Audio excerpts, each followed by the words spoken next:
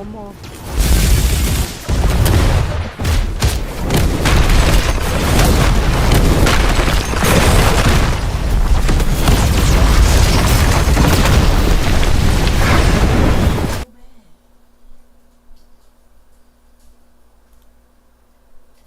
Do you have any like washable markers? We should draw on his face or something. No. I want to.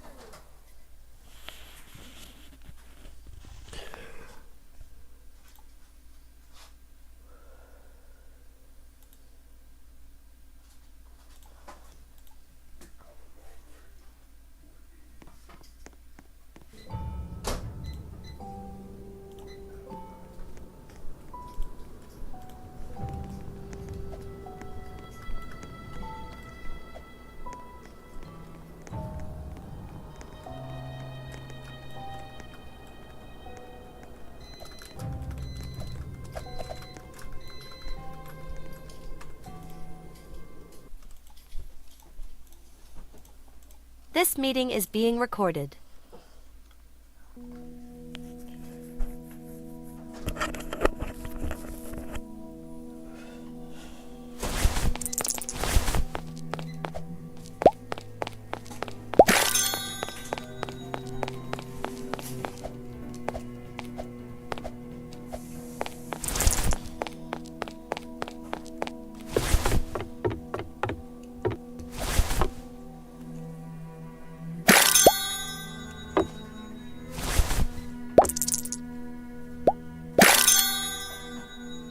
You working or playing the game? Huh? So you working on schoolwork or you playing the game? I'm about to go back to school. My break almost over.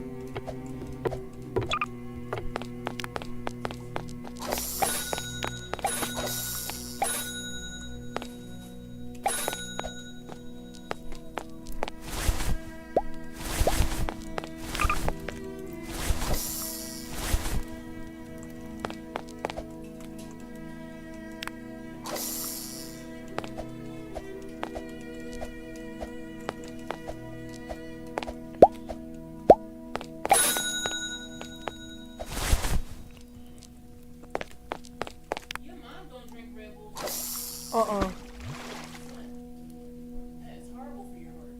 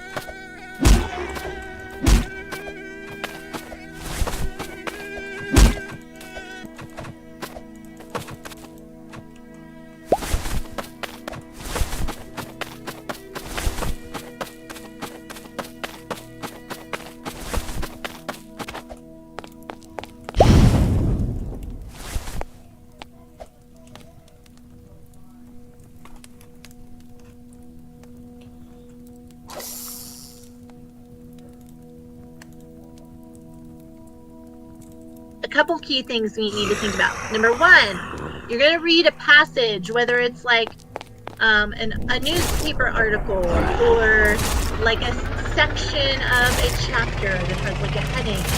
And what we need to know first is if I'm asking for a summary, I want it to be shorter.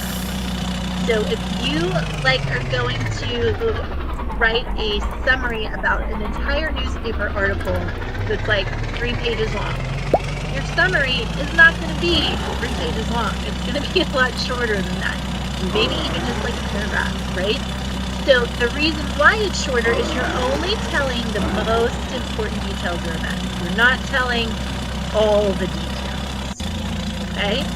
So it's just a really quick, that's why when we read and we're pulling like the main ideas and key details that pop up, we do that and we practice it because leading to this making a summary, we need to kind of know how to do that first. So we're going to do some practicing today, being active readers and highlighting some things so that when we do go to write a summary, we could sift through and kind of see very quickly what we need to include and what we can ignore.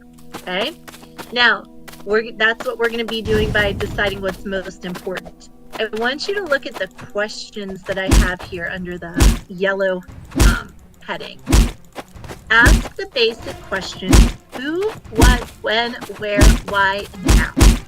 So when you're trying to think of like what's most important as you read, those are kind of the things, like if I ask you what something's about, you're going to want to tell me, well, who's it concerned? What is it? What are some of the facts about it? When did it happen? Where did it happen? But not all of these questions are going to apply to every single thing that you read.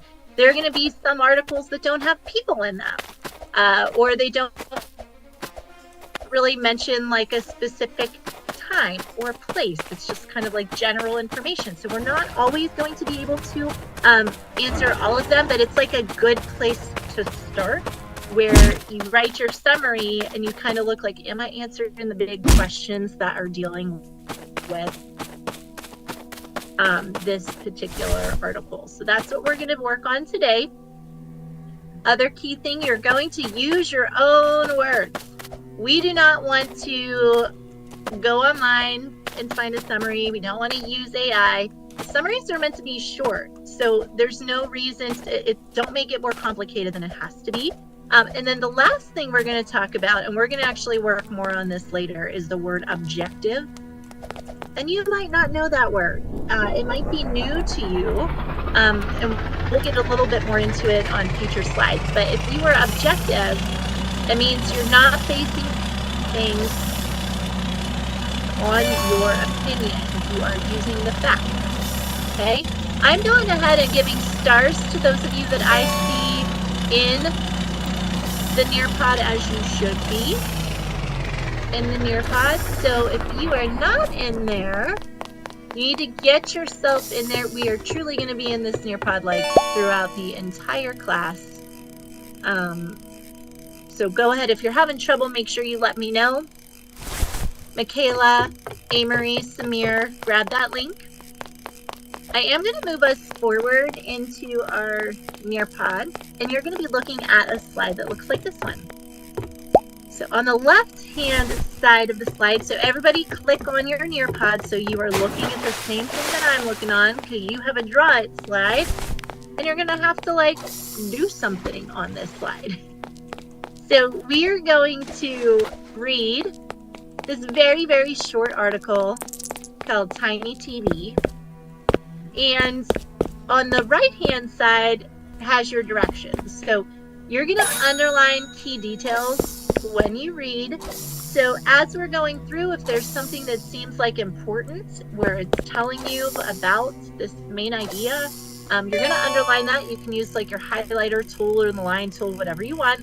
And then what you can also do is see how many of the questions that are answered, the who, what, when, where, why, and how, they're not all going to be answered, but a lot of them will be, on there. I will tell you, I did have a student this morning, and I thought that this was brilliant. I read the article first, and afterwards, she decided to use different colors.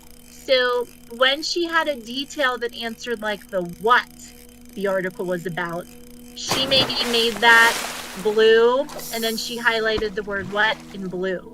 And then if it talked about like the how, she made that a different color. And so she like color coded her text, her underlining, which I thought was a really smart way to do it. I had thought, well, I'll just like type over there the answers to the questions that I can answer. But she found like an easier way to do that. So if you want